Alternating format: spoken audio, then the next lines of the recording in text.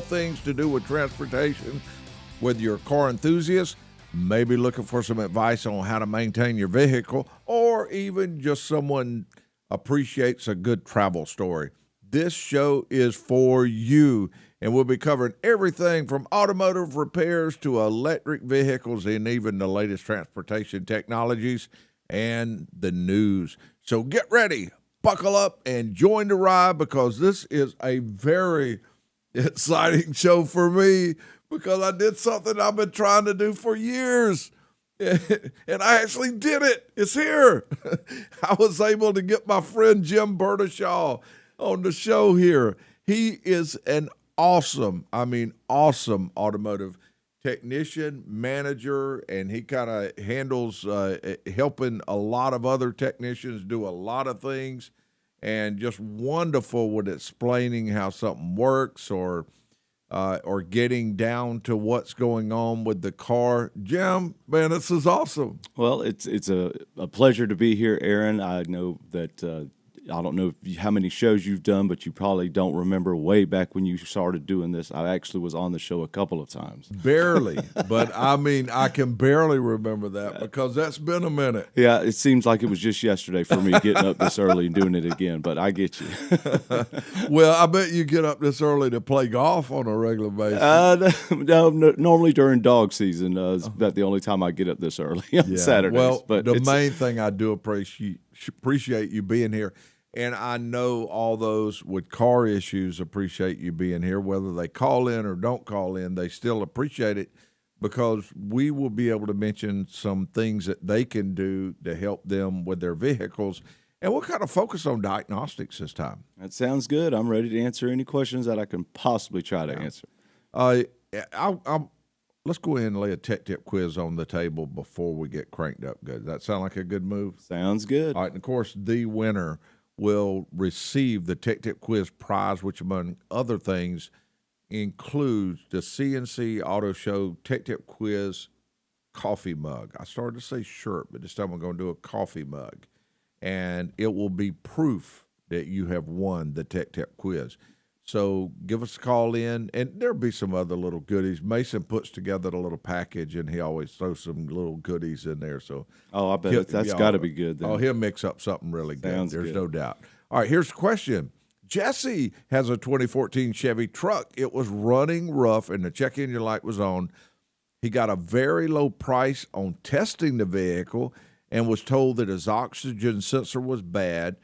He got a great price on a brand new oxygen sensor, and then he had someone install it for a very low price. I mean, he did a lot of things to get the very best price.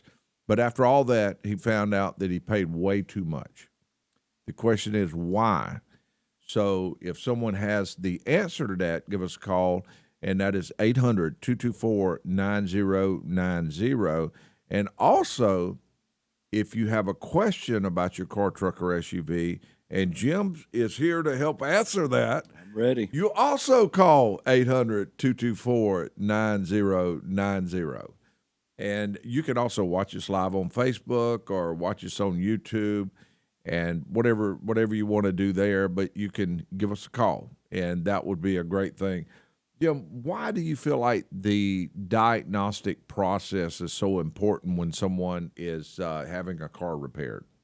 Well, honestly, when you think about it, and I'm not comparing automotive technicians to a doctor, but you wouldn't go into a doctor's office with a common cold and just say, hey, let's go ahead and do a heart transplant. Yeah. You're going to want to you're going to want them to actually give their expert opinion to tell you what is causing the issue. And that's the way I feel like car repairs are. I want to go in and I want to tell you what's going on with my car so I can save some money and actually go straight to the problem and get that fixed, instead of throwing a bunch of stuff at the vehicle and it not fixing the initial problem that you brought it in for. Go in and oh my goodness! I want to go ahead and get a new liver because Billy told me my liver was bad. I read it on the internet. Yeah. Oh no. Okay. Hey, let's go over to the calls. Oh, my goodness. All right, we will go over. Let's go visit with James. James, welcome to the C&C Auto Show. What can we help with? Hey, gentlemen, your tech tip quiz makes me, I think I have a wrong answer to it because it's tied to a question I have for your diagnostic theme for today. But I have questions. I actually have something that I did myself during the week. Oh, you did? Great. Yeah, You always do good at stuff like that too, James. Well, I didn't even bleed over this one, so that means maybe I didn't do it right. But anyway, so I've got that. I've got a question, and I'll give you a wrong answer to your tech tip quiz in whatever order your co-host wants them today. Let's let him decide. All right, Jim. And by the way, a do-it-yourself job's always better if you've had a few drops of blood drip on the part definitely. as You always leave go. a souvenir on the vehicle, nothing Yeah. like a little skin on a bolt. Something. Got to. James, why don't you? Little ownership. That's right. Let's hear your answer for the tech tip. Wait, before you do it, though, of course, we got to do this. Okay.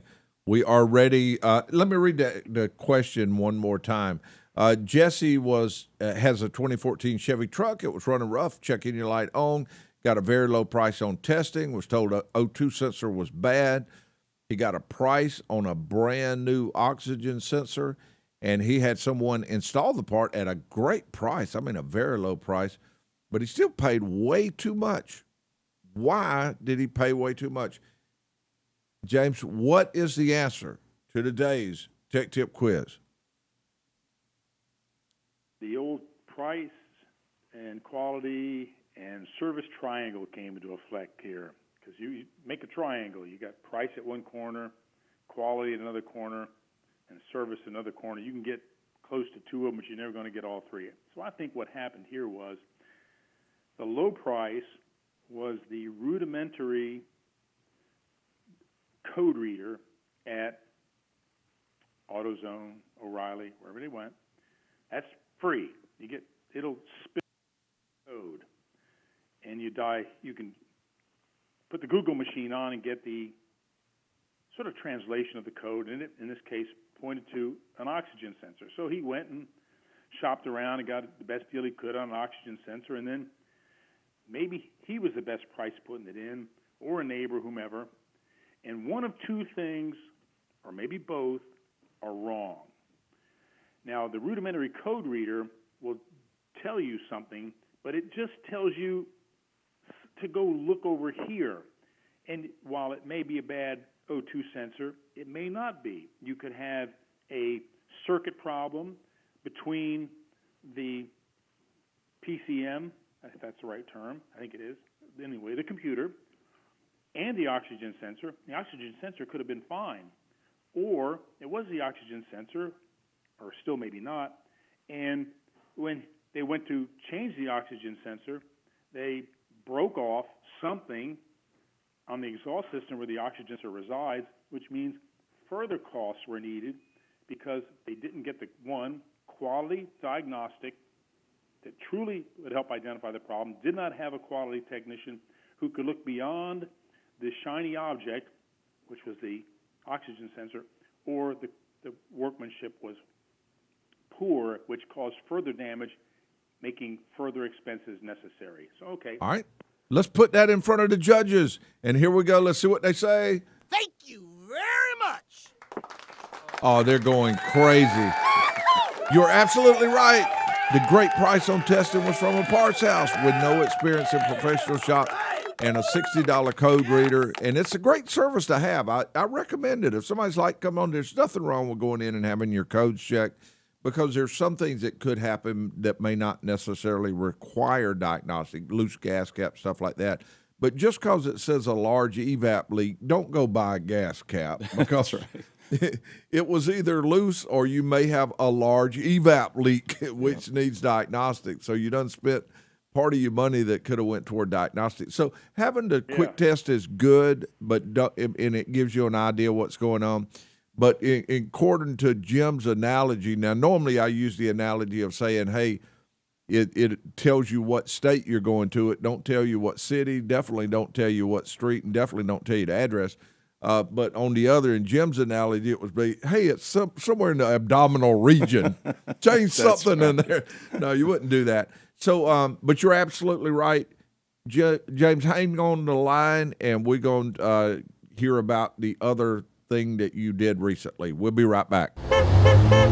And we are here to answer your automotive questions, big or small, easy or hard. It just does not matter. Just give us a call. That number, 800-224-9090. That's 800-224-9090.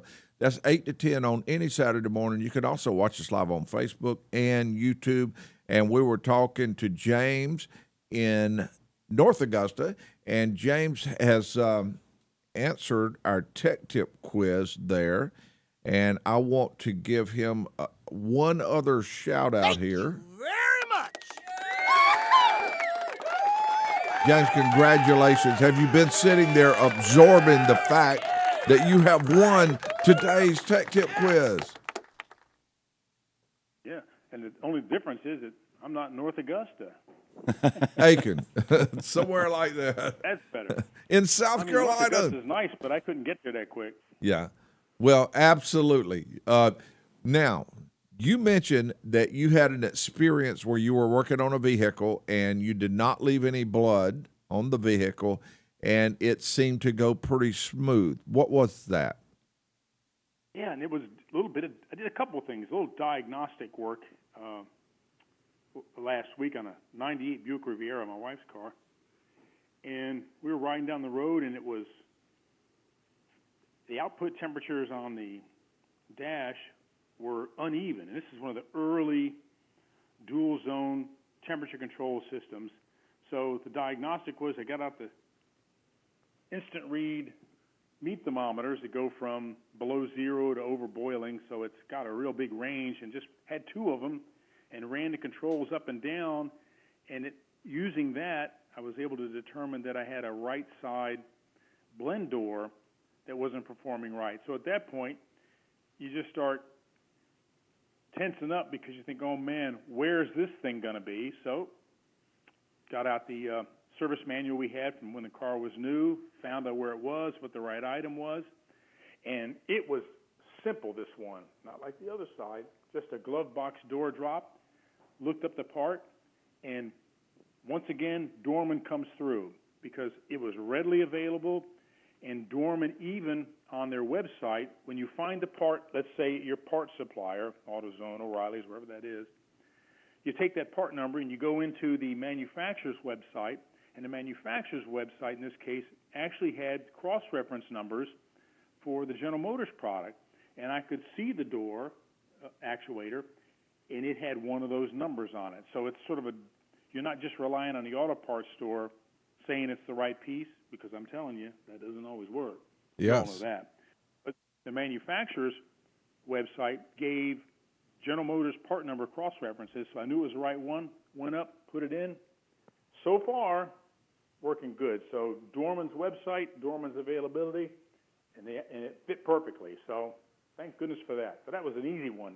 They could have gone much worse. That is so awesome. Yeah, I'd say you're pretty brave, James. There's a lot of later model vehicles that the whole dash has to come out to change some of those actuators. Yeah. So that was a brave move. Yeah, and a lot of people, you Ford- mentioned that an actuator is bad, and a lot of people say, well, what's it going to run? You really have to determine which one of them, because you may have 4 actuators on a vehicle. That's right, yeah. And the one that might be clicking might be in a place that can be changed without dash removal. Yep. Or it may be in a place where you have to remove the dash. That's right. To replace it. So you got lucky on that one, Jim, and sounds like you did a great job. Sounds like Dorman did a good job for you also. Yep. One more thing. The reason I had an answer for your tech tip quiz the way it was is because I had scan tools on my head.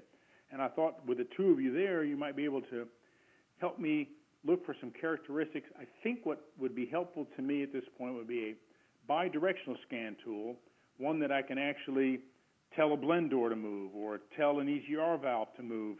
But I certainly can't afford, nor would I need, the level of equipment that you folks keep. I know your stuff is big time, dollars and big-time capabilities, is there a threshold characteristic or set of characteristics that I should look for in a scan tool that would work at my needs, working on my own stuff?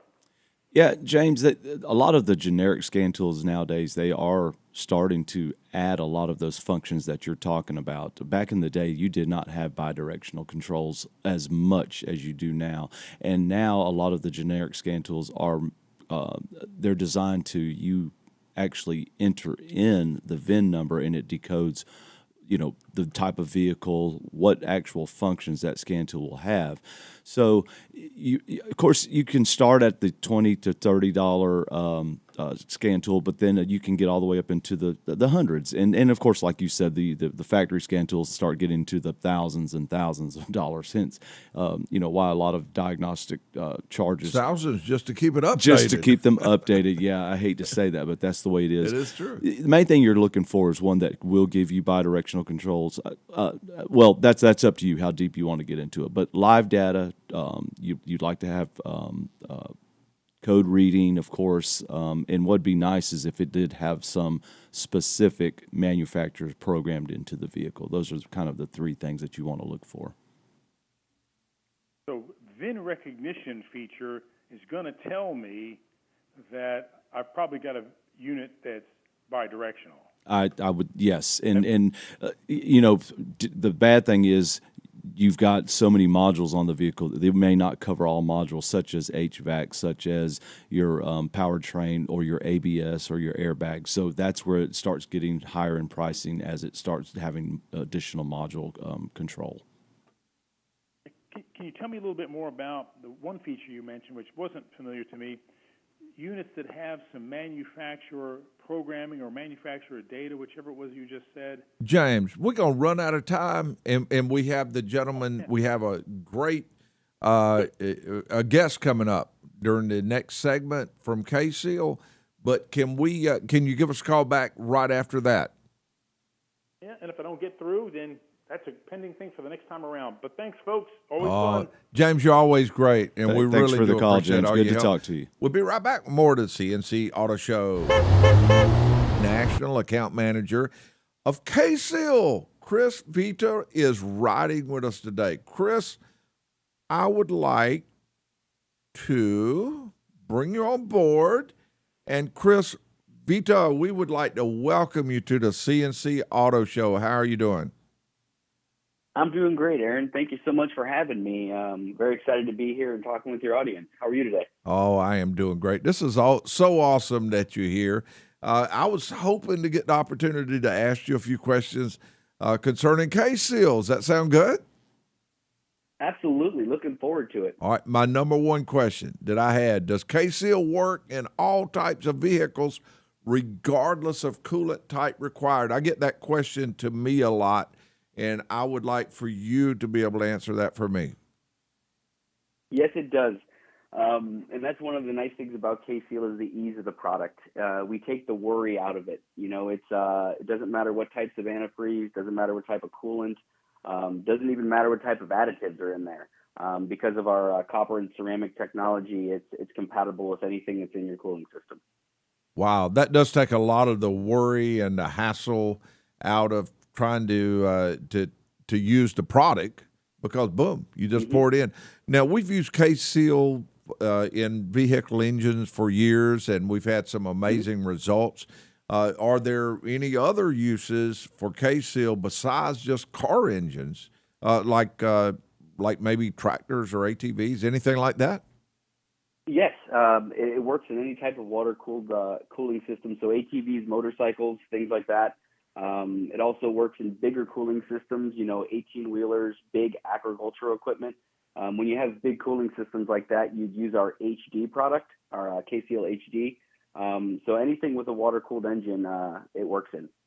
Funny story, Aaron. We've actually, I had an IMSA racing team tell me they blew a head gasket in qualifying one race and used K-Seal right there in the garage. They didn't have time to change it out, and ran the next 3 races with K-Seal in that cooling system. And the only reason they changed the head gasket is they finally got back to the shop and had the time to do it. But it really doesn't matter what type of cooling system it is. We fix it all. Wow.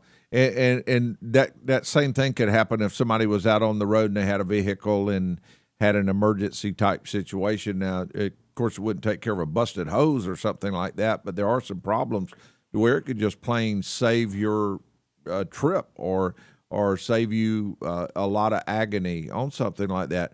Well, what happens if you mix K-Seal with another brand of sealer? Will it affect the K-Seal sealing process? That's a great question. No, it will not affect the sealing process. In a situation like that, we don't want to necessarily be guilty by association. So in a situation like that, you might want to flush out the other product. But to answer your question, absolutely not. It will not affect our sealing power. Should something go wrong, though, we don't want to be associated with the product that's in there before us. Yeah, I could understand that. Just use K-Seal the first time and take all the worry out of it.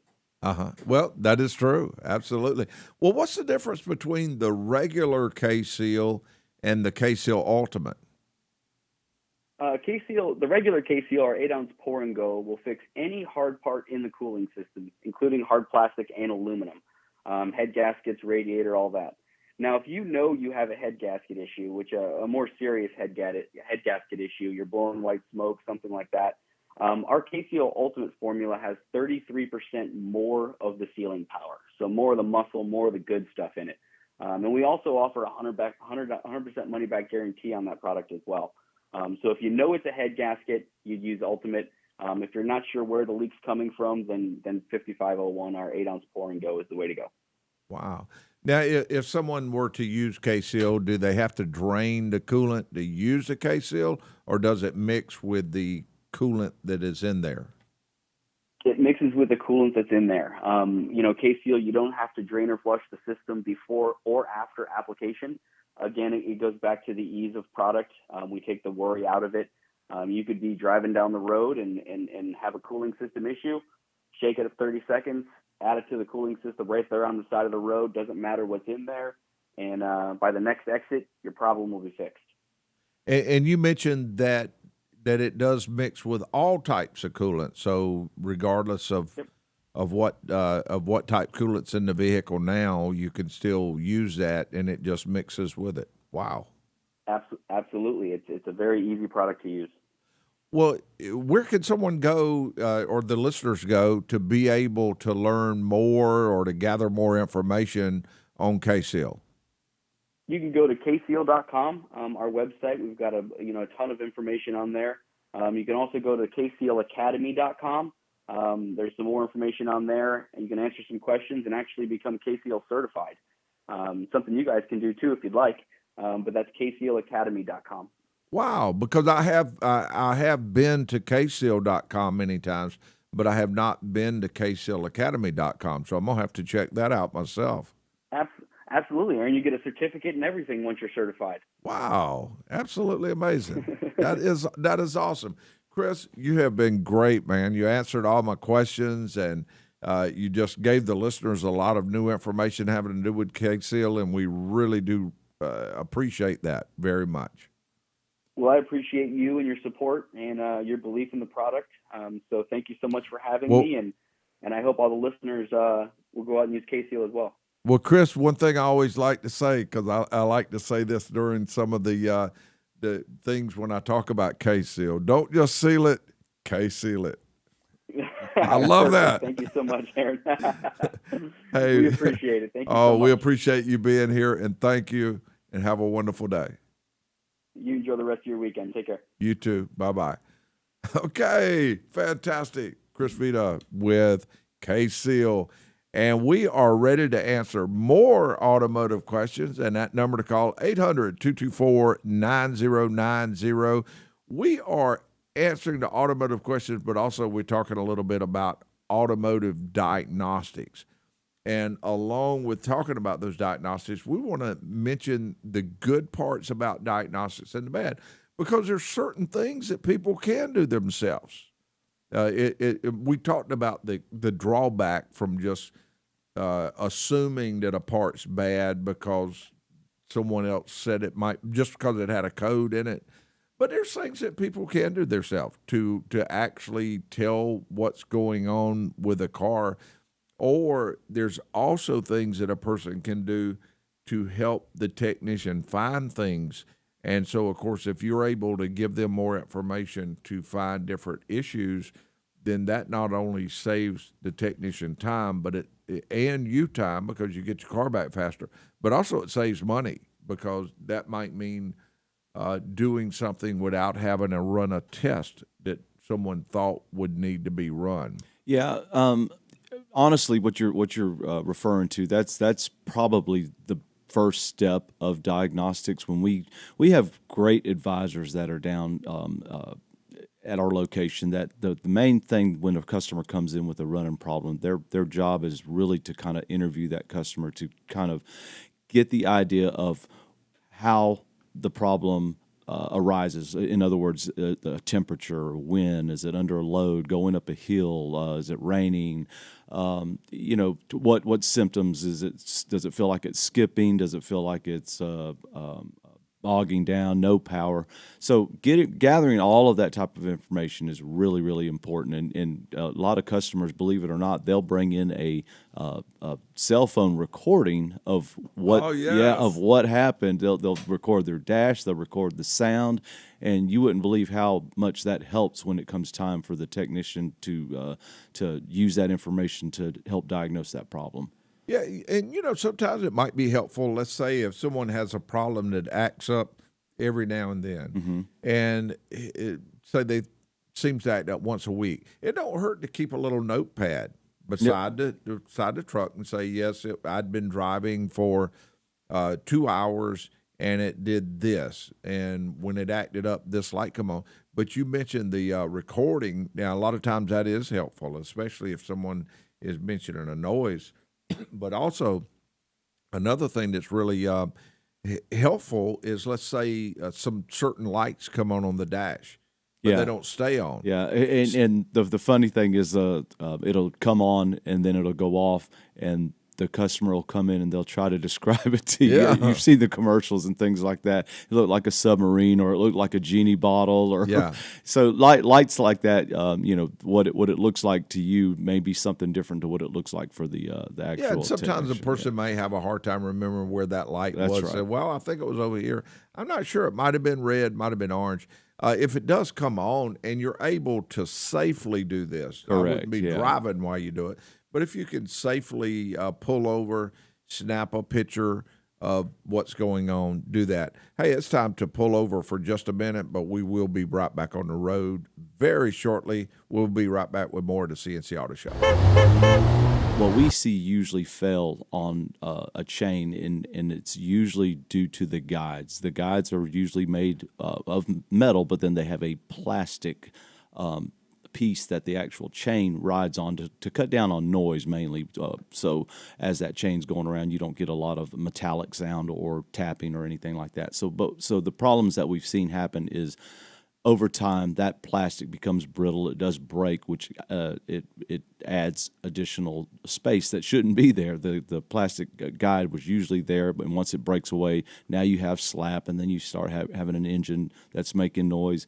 But like Aaron mentioned, if you keep the oil changed in that vehicle at the correct intervals, you usually should be able to keep that chain going. Like he said, the life of the engine. I agree with that. Mm-hmm. Yeah.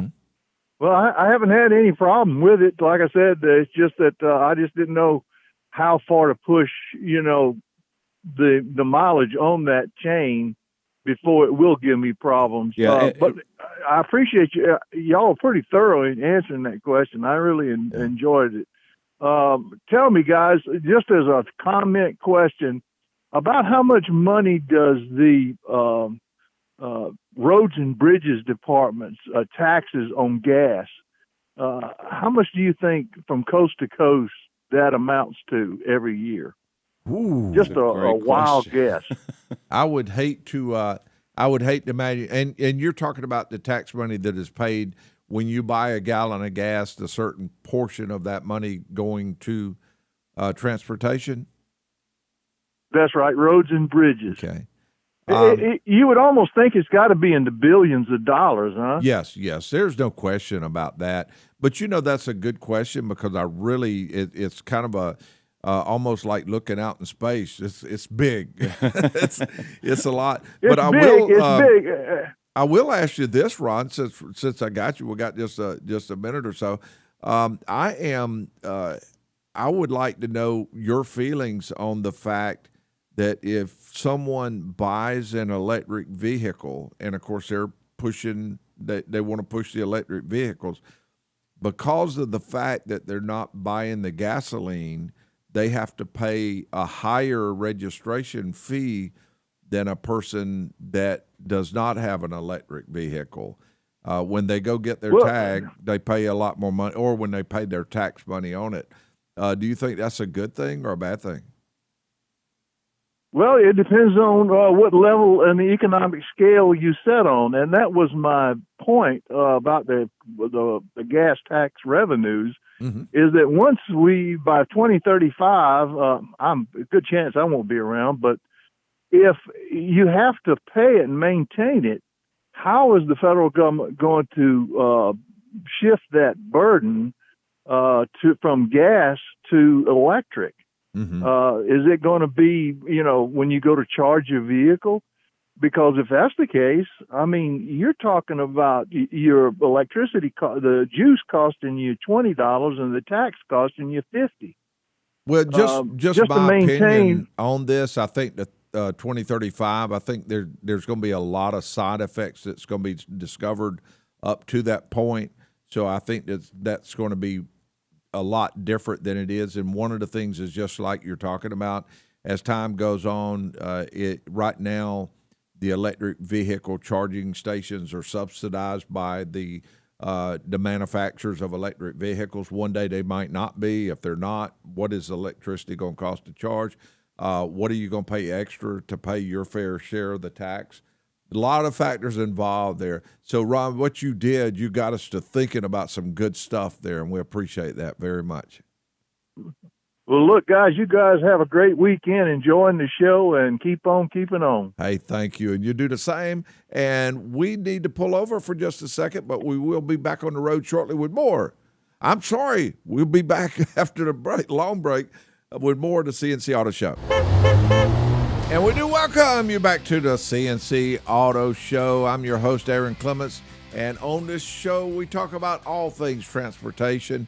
And whether you're a car enthusiast or maybe just looking for some advice on how to maintain your vehicle, or you just might have a good travel story you want to share with us, you just give us a call. This show is for you, whether it's everything to do with automotive repairs to electric vehicles, even the latest transportation technologies and news, we're here for you. So get ready, buckle up, and join the ride. And this has been a good ride for us, and especially for me because I have my friend Jim Bertishaw here, and that is so awesome. We've worked together for many years. We have diagnosed a ton of cars together. And I mean some tough problems, haven't we? Big time, yeah, and like they say, two heads are better than one. well, we and I remember some conversations we had before. It hadn't that don't happen very often now, but conversations where I think it's this. No, it's this. We need to do this. I'll bet you a Diet Coke. Yeah, and but in the end, we would come up with a conclusion or a good diagnosis on the problem. And that's why during today's show, with you being here, I said, man, we need to have a show about diagnostics, automotive diagnostics. So that's what we've been talking about. We've been talking about different processes, procedures that we use that help with diagnostics, help people find the problem that they're looking for, things that they can do to make the diagnostic process go faster and better. We'd love for you to join in, and that number is 800-224-9090. That's 800-224-9090. Jim, do you think we should go ahead and lay a tech tip quiz out there? I think we should do it. Think we should? Yeah, absolutely. All right. Well, let's do that. All right. And of course, the winner will receive a prize package, which among other things will be the I Answered Detective Quiz coffee mug. And I tell you what, this is a good one. I'm going to get them to toss in a T-shirt in there also. Oh, man. C&C Auto Show coffee mug and T-shirt. And here is... I don't even have one of those, Aaron. You don't? No. Well, we're going to have to take care of that. All right. Well, I'm the only one in the room without some kind of master's hat or shirt on. Everybody else has got these preppy master shirts on. I would say I'll help you with that, but I can't help you with that. Nobody does. I end up 1-1, and Mason said, yeah, I got 3, but you're on your own.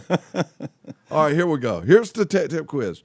Reeve had a fairly new vehicle that ended up blowing at least 33 engines in less than 4 years. Even though it blew all of those engines, he plans to buy another one, only a newer model. Why would he buy another one? Wow, that is and I did not tell Jim the answer to this one yet. So if anybody's got the answer to today's tech tip quiz, you give us a call, and again, that's 800-224-9090. Hey, I would love for us to go over here and talk to this next person. Let's do it. Welcome to the C&C Auto Show, and what can we help you with? I have the answer, I think. It doesn't come with a spare. Oh, you're evidently listening to a show from last week, because the way the show works, we do it live here, and then once it plays live here, you're listening to a previous show. So Okay, well, because I dialed 1-800-224-9090 like it said. Okay. Okay, now that it comes with a spare. Let me read the tech tip quiz to you, and then you answer the newest, latest, greatest tech tip quiz. You have somehow stumbled upon a previous tech tip quiz. I'm not sure what's going on there. It's kind of deep. Okay, now, but I would love for you to answer this for us, because we do need an answer. Okay, Reeve had a fairly new vehicle that ended up blowing at least 33 engines in less than 4 years, and even though it blew all those engines, he plans to buy another one, only a newer model. Why would he buy another one? Because he's crazy. That's the same answer I had. Very good. All right. Now, what area are you from? I'm from Richmond, Massachusetts, 413. Well, fantastic. We really do appreciate you listening to the show. And I tell you what, keep listening and or thinking about the tech tip quiz. And if you come up with an answer to today's tech tip quiz, you give us a call, because I would love for you to have a C&C Auto Show shirt to wear there. And I'm listening to WSBS in Great Barrington. So why, if someone calls, they're not going to win the prize? Yes, if you call and you answer that tech tip quiz, you will win the prize. No, I'm saying the one that's playing now. They wanted to know which car, where the battery's stored in the Tesla. That show, if I'm not mistaken, I'm going from memory, I think that part that you're asking about was a tech tip quiz from last week. So you're actually listening to a previous show. Yeah, so I'm saying, what happens when people call in then? Like me, I called in. You're going to tell people it's the wrong show. Okay. That's fine. That is complicated. It's complicated. What's your name? Right. Lorraine Love. Hey, Lorraine, it's complicated. That's all I can say. Okay. All right. Have a nice day. Hey, so we really do appreciate you calling, though. You've been great. Where Thank am I you. talking to you from? I'm in Augusta, Georgia. Oh, okay. So Yeah. I'll listen to the rest of your show. It's on WSBS 860. Uh-huh. All right. Well, that is day. awesome that you listen, and we thank you very much. We really appreciate it. All right. Have a nice day. Oh, Bye-bye. you too. Bye-bye. Okay, the number to call is 800-224-9090. I love that. I love it. It's so much fun. Okay, we have a tech tip quiz laid on the table. We're talking about automotive diagnostics. We're about processes to do with that. But we like to do, the main thing that we like to do here is we absolutely love to talk to people that call in. So we have Matt. Hey, Matt, welcome to the C&C Auto Show, and what can we help you with? I was going to try and answer the tech tip quiz. Oh, that would be so awesome because I'm going to read you the question to today's tech tip quiz. All right, here is the question. Reeve had a fairly new vehicle that ended up blowing at least 33 engines in less than 4 years, and even though it blew all of those engines, he plans to buy another one, only a newer model. Why would he buy another one? My only thought could be is he's a drag racer, and the engine's done for him, and just they don't last long. Wow, that's not bad, but Pretty good answer. yeah, that is a good answer. We like that. I mean, it is good, but even you don't see 33 times blowing an engine. That'd be pretty often for even a drag racer. Yeah, because usually they'll pull them over and rebuild them before they blow up. So, but see, I'm trying to drag my feet because I hate doing this. It just kills me. Oh wow! Oh, oh man, Matt, are you okay, man? You all right, buddy? All right. I'm fine. I Matt. drive slow, so I don't know how drag racing. Man, I didn't mean to push that last button. It'll quit in a minute. Give it time. Give it to settle. All right. This guy, he's killing me. I know it won't quit. It's supposed to time out. Where's it going? Okay, there we go. Okay, Matt. Listen, man, we really do appreciate you calling in and giving an answer. What area are you from? I live in Augusta, Georgia. Absolutely awesome. Well, we really do appreciate it. And if you think of the answer, you give us a call back, okay? Yes, sir, will do. Thank you. Okay, the number to call, 800-224-9090. We will be right back with more of the C&C Auto Show. Back with you with the C&C Auto Show. I'm here with automotive expert Jim Burdishaw, and we are looking forward to answering your car questions and discussing diagnostics. And we also are looking for an answer to the tech tip quiz. We got it laid on the table. You can call in, you can join in, and that number is 800-224-9090. That's anytime, 8 to 10 Eastern time. And we will go over to Jim. You think we should jump on those phone calls some more? Yeah, let's not keep them waiting. Let's do it. Let's go ahead and grab another one in. Let's go over. How about if we go to Elizabeth? Let's try that. Hey, Elizabeth, welcome to the C&C Auto Show. What can we help with? Well, hey there. I'm sure I don't sound like Elizabeth. That's what I was thinking. Of course, this is kind of a weird times now, so I'm not going to. Jim's up there with his hand saying, no. And the producer's about to have a fit in there. I'm making them all nervous. Let's talk about cars. It's all okay. All right. Jeff. Okay, now what is your name there? Because the thing does say Elizabeth on my screen. Yeah, Jeff. Jeff.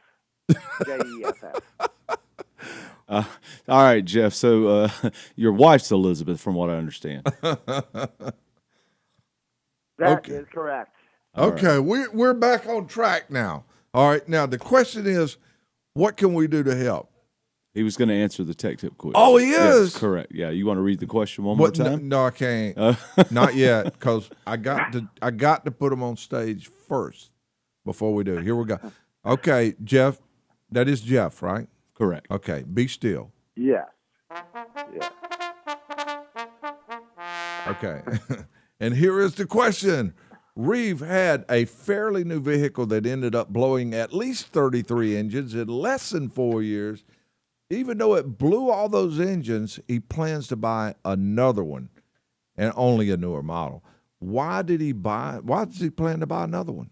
And, Jeff, all eyes are on you. What is the answer to today's Tech Tip quiz?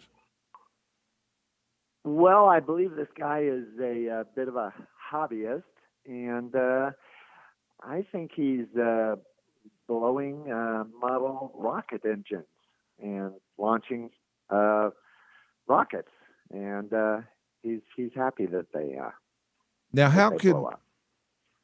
how can that be? That's kind of You never seen those hobby rockets that you put down and hobby rockets. you hit the electric and it shoots it in the air and that's one gone. well. Hey, Jeff, let's think of this on a larger scale. What's a larger scale of a hobby rocket engine? Let's say a much larger scale. Come on, Jeff. Work with me, man. Work with me.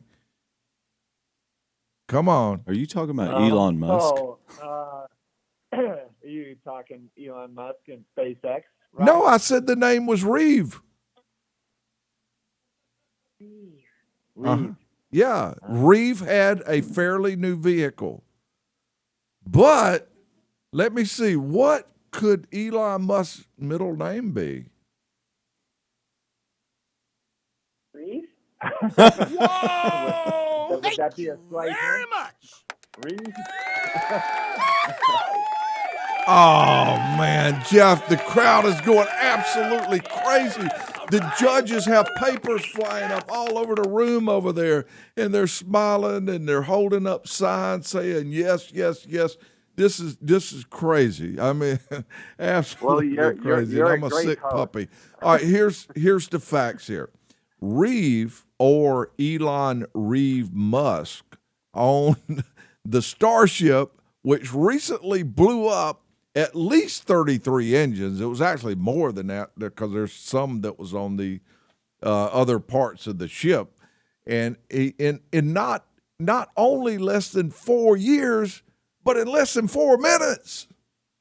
And it was only a few $1 billion, and he does plan to, so he plans to buy another one. I mean, why not? I mean, what's $3 billion? I mean,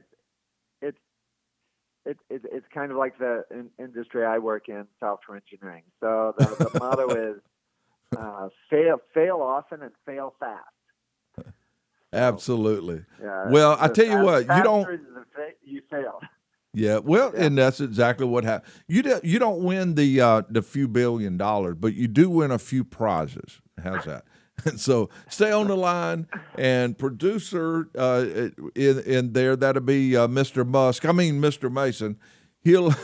He'll pick up and get your coordinates, and he will send you some prizes. Jeff, we really appreciate it. Thank you very much for answering today's Tech Tip quiz. Thank you so much, sir. Oh, we appreciate it. Okay, there we go. All right, we did get it. What do you think about that? 33 engines. I'll tell you what, I didn't know where you were going with that. That's a pretty interesting fact. I didn't realize that. You know what's even weirder is I didn't even know you were going there, and I just happened to put up a slide of a rocket on the screen. I know, I've seen that. That's amazing. All right. And actually what it had was, I think it had like 20 engines in the outer circle, and then 13 on the inner, but then it had some other ships. I think they're Raptor engines, but he had some other engines in other areas of the ship. Wow. I think he had like 6 groups of 3 or something like that in other areas. That's amazing. So that one blew a lot of engines all at one time. And that'll do it quickly. Yeah. Yeah, it definitely wasn't just 4 years. It was 4 minutes. Wow. So why not buy another one? Sure. Yeah, have it ready and coming up. Okay, we are back with you, and we did get an answer to our Tech Tip quiz. We're still discussing diagnostics. So if your vehicle has an issue of any kind that you want to discuss the process of having diagnostics run on it, now would be a great time to give us a call, because we can do that. If you want to get an idea how long it takes to run diagnostics, how much it costs to run diagnostics. These are all great questions, and we are ready to answer them. 800-224-9090. And we will be right back with more of the C&C Auto Show. At AC Proctor's Paint and Body, collision repair starts with the estimator. They are trained to work closely with you and your insurance company so that you get your vehicle back to pre-accident condition or better with as little inconvenience and out-of-pocket money as possible. Next is the collision repair technicians. They're highly skilled metal workers, welders, and top-to-bottom structural vehicle specialists. These guys and gals can reverse damage of all shapes and sizes, from a scratch caused by a run-in with a shopping cart to a serious multi-vehicle accident.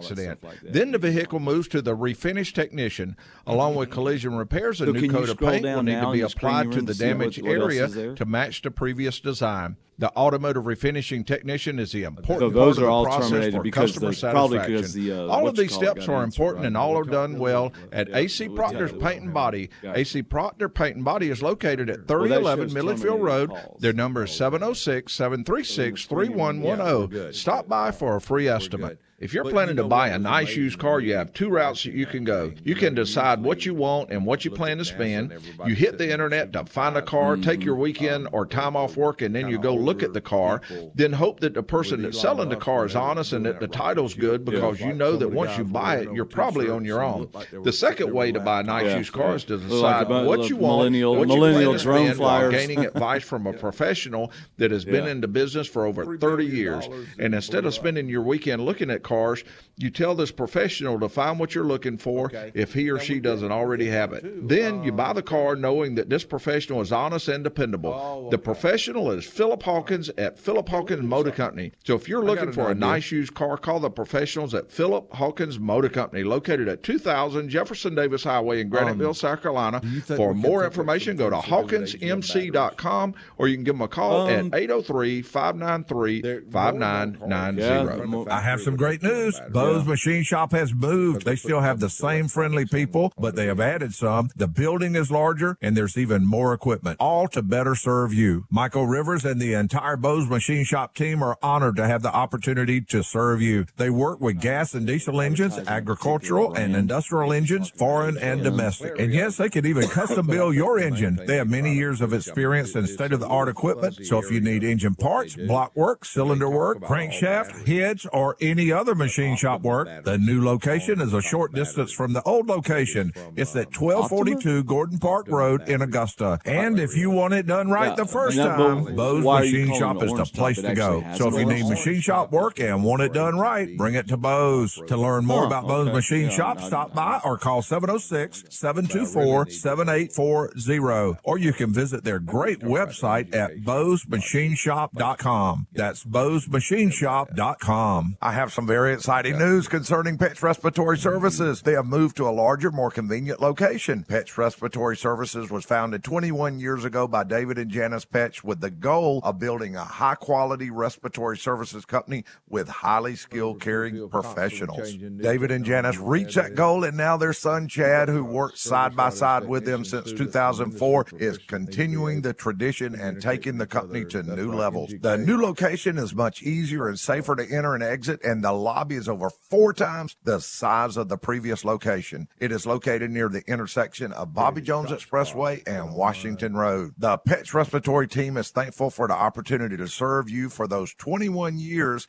at the old location, and they look forward to serving you at the new location at 3845 Martinez Boulevard. For more information, go to petsrespiratory.com or call 706-863-6252. Newstalk WGAC is with you everywhere you go. Get the free WGAC app in your app store. We're also on your smart speaker. Newstalk WGAC. Welcome back to more of the C&C Auto Show with your automotive expert, Aaron Clements. Well, the midnight headlight blinds you on a rainy night, street grade up ahead, slow me down, making no time. But I gotta keep rolling. Those are windshield wipers slapping out a tempo, keeping perfect rhythm with the song. And we're back with you with the C&C Auto Show. I'm here with Jim Burdishaw, and we are here to answer your automotive questions. The number to call is 800-224-9090. That's 800-224-9090. And we were talking a little bit during the break about some of the things that, as far as diagnostics go, one of the things I think that we both do, Jim, is swallow our pride when we're doing diagnostics. We'll take information from just about anywhere. Anybody that can give us information to help us repair a car, we do it. And, of course, one of the things that has popped up over the years is being able to talk with people around the country on different items that they have. And an example of that is Shop Squad. They have NGK and NTK have this system set up where it's shopsquadonline.com, to where you can not only get a lot of information on watching videos, learn a lot about vehicles, but also you can talk with other automotive people, even service advisors, automotive repair people, just technicians talking with each other. So it's just a great place to go if you want to get more information. So I've told a lot of people that I went to an advisory meeting the other night, automotive shop advisory meeting, and I told them about the shopsquadonline.com. It's a great place to go to. And I know that you do a lot of things online also, and that's part of our repair process now. Yeah, that's a really valuable tool. What you're getting is you're getting valuable information from people from different regions that see different type of vehicles, have different types of equipment that you may not have, and they may have ran into the same problem you are trying to diagnose. And getting that type of information is, like I said, is invaluable. It's just like I'm going to say plugging in a scan tool, but you're actually using whether it's a computer or a cell phone or an email, and just typing in, hey, here's what I've got going on with this vehicle. Have you ran into this before? Mm-hmm. And like I said, you get a ton of information from that. Yeah, at one time we would walk around the shop. Hey, Billy, have That's you ever right. run into this? John, have you ever run into this? And you'd get the opinion of about 3, 4, 5, 6 different people. Mm-hmm. Now you can post it and get the opinions from thousands of other technicians around the country. Right. It's been very beneficial. And really, to me, that's considered part of the repair process now. You got a vehicle acting up, go to your online post, and many of these, many other sites that you go to, a technician may have to pay a certain amount of money to be a part of that. Yeah. But it can be very worthwhile to not only the technician but also the customer, because they're able to get their car repaired a lot faster if that technician has more information. Let's go to the calls? Yeah, let's do it. Let's go for it. Here we go. Let's go over to James. And James, welcome to the C&C Auto Show. I like the diagnostic theme. I've been riding along for the first hour, and now the second hour. Couple of things that I found that helps the do-it-yourselfer with diagnostics, if you got a moment. Absolutely, we do. Something I used last week was that simple device, that stethoscope. I was trying to track down a noise in the engine, and it turned out to be idler pulleys. So I was able to figure out which ones were making the noise out of a set of 4 just by putting that stethoscope right on the hub of the non-moving part, of course. You got to be careful with this stuff, otherwise it'll snatch it off your head. But that helped me figure out which pulleys I needed to change, because you could really hear that sound. And I've used that on a number of different things. In fact, even on stuff in the dash that might be making noise, and you're trying to find out what's making the noise, you shoot that probe in there. So you look like Dr. Kildare a little bit, for anyone who hasn't used one, but it's got that long shaft on the end of it, so be careful. Don't bang it on anything or put it on anything too loud, because it will certainly magnify the sound. And the other thing is YouTube. When I was doing the pulleys, I wanted to make sure I was doing it the right way and so forth, and even the service manual did not tell you that the bolt threads were counterclockwise. Oh, wow. It wasn't righty-tighty, lefty-loosey. It was the other way. And you can get yourself into some trouble with that if you're trying to put the Armstrong on it the wrong way into that alloy that's the threads are alloy and the bolt is steel. That can be a problem pretty quick. So I'm between those two, I got myself through that process also last week. Well, James, with you talking about that particular tool, I'd like to hear Aaron pronounce that. What was he talking about, Aaron? I'm not going to do that. I'm not going there. I always make fun of Aaron when he talks about the stethoscope. He likes to call it a stethoscope. And there used to be a lot of other words like that, but Jim corrects me on a lot of them.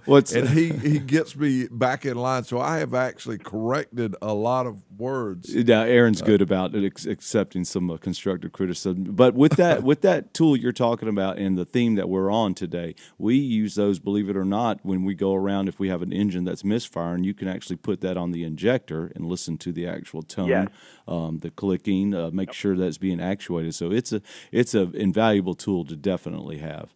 And James, the part with the stethoscope, I think that's a great point. Is there's a lot of things that people can do themselves. That's right. Now you want to be real careful if Billy that works with the rock band at night and he's working on his car during the daytime and he's got really, really long hair.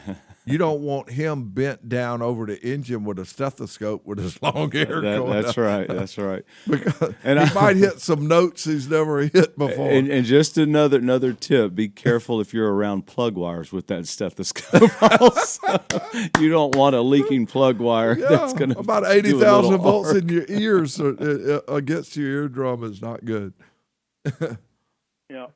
Or moving parts, you could end up having a thing go flying across the room or under the car, maybe with or without part of your ears. Yeah, you hadn't lived until you've had one snatched off your head.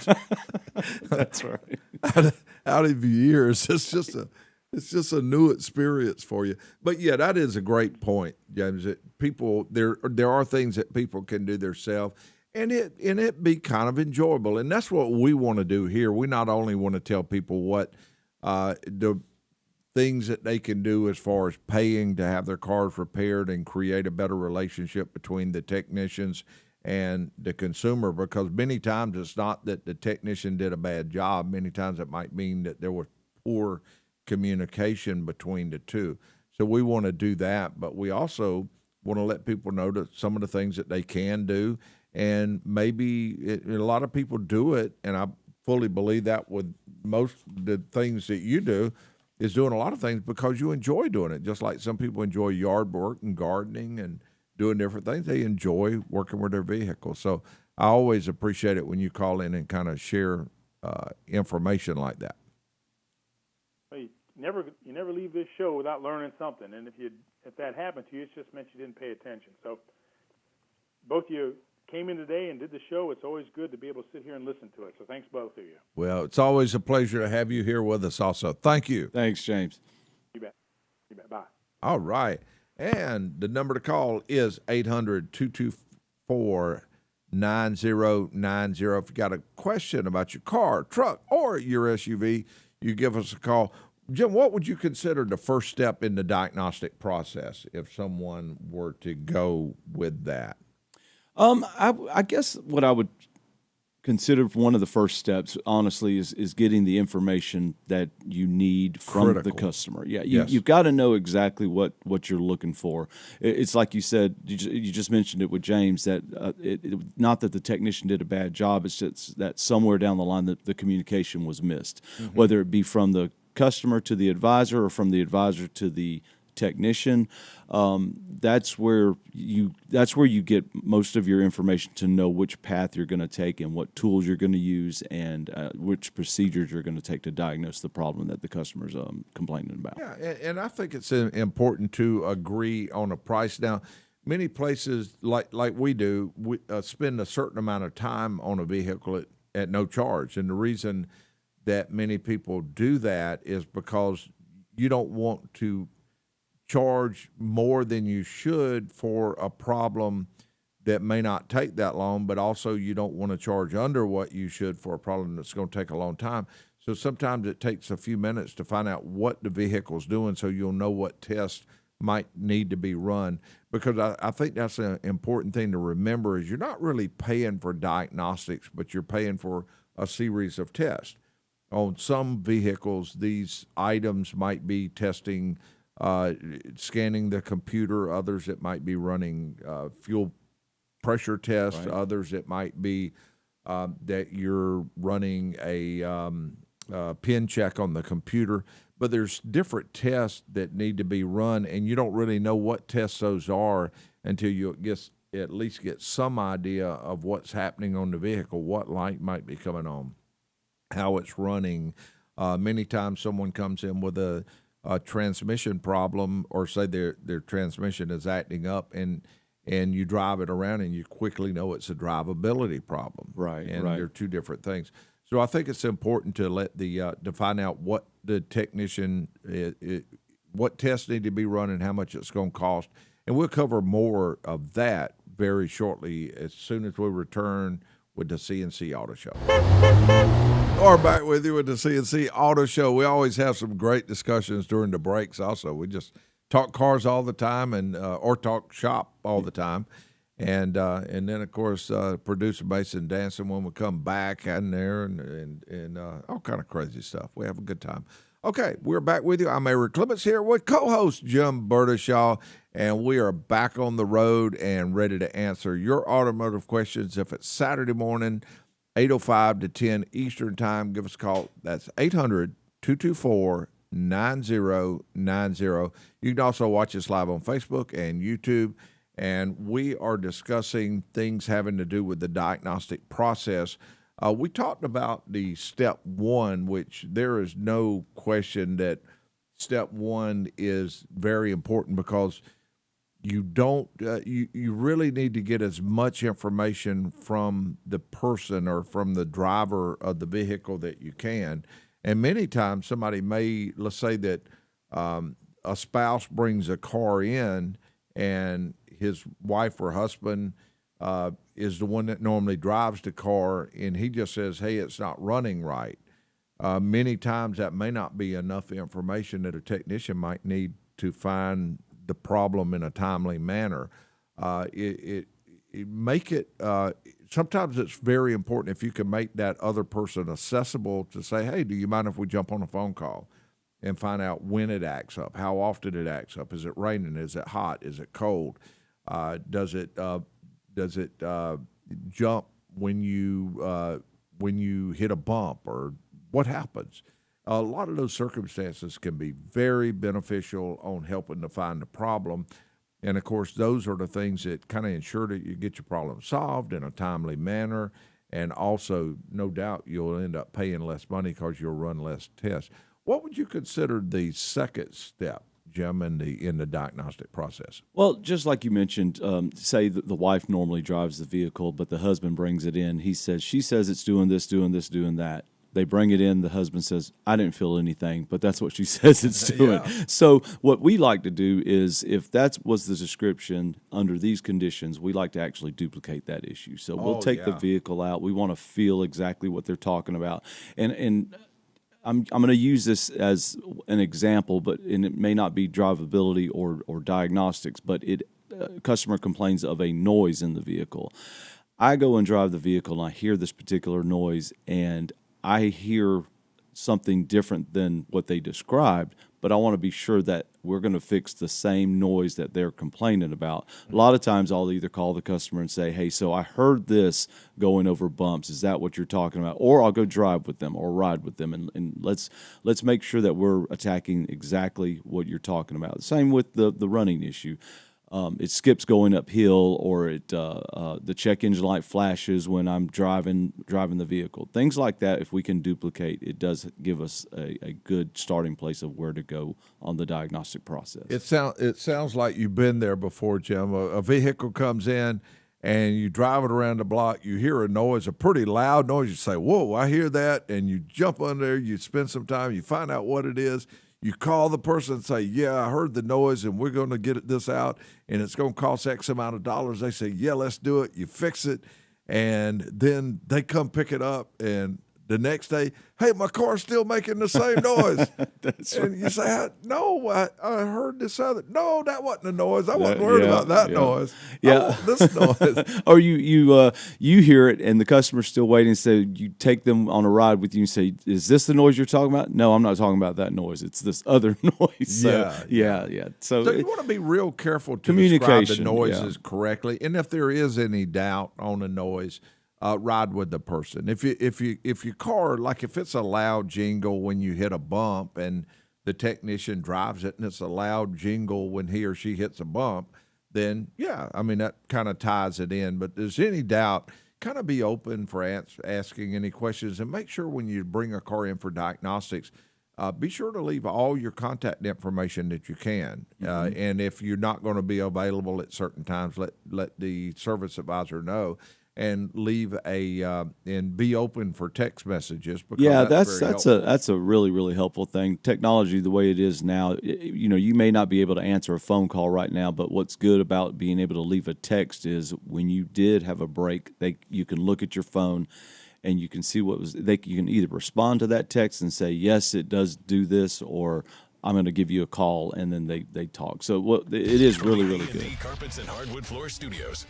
So no doubt one of the things that is done is we want to duplicate the problem. And I look at duplicating the problem a little bit like being able to take a before picture so that once the vehicle's been completed, take an after picture.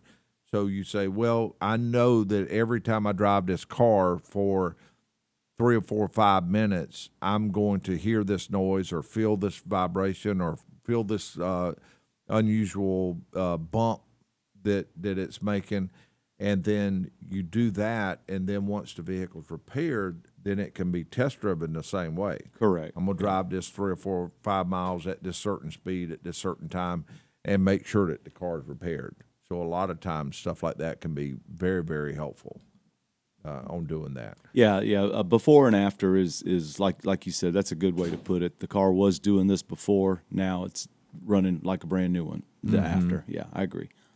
Yeah, so we got that part. Now, as far as the third step in the process, I would kind of classify that. Would you not classify that more as finding out what the solution to the issue is? Once you've duplicated the problem, like I said, that kind of gives you an idea of, all right, so the car doesn't have any power going up a hill. So I know I'm going to have a scan tool hooked to the vehicle.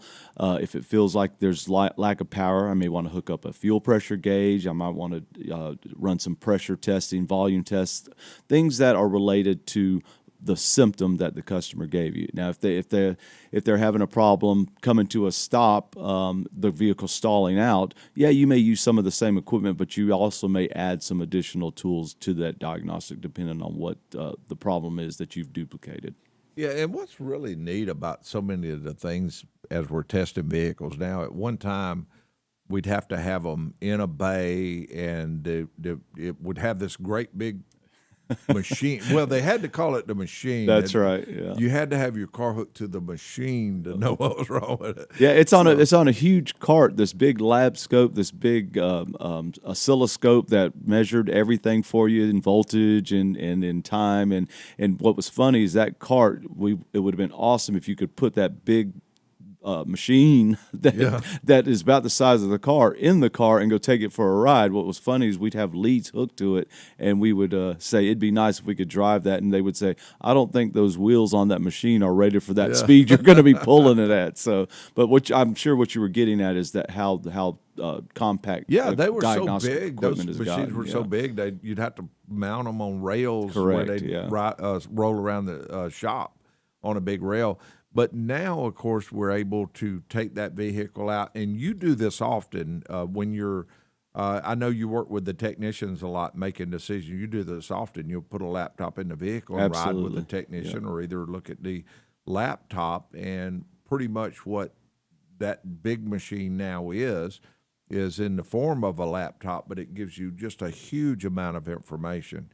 And, Jim, I can't believe that we're actually starting to the gas gauge is starting to move over to E.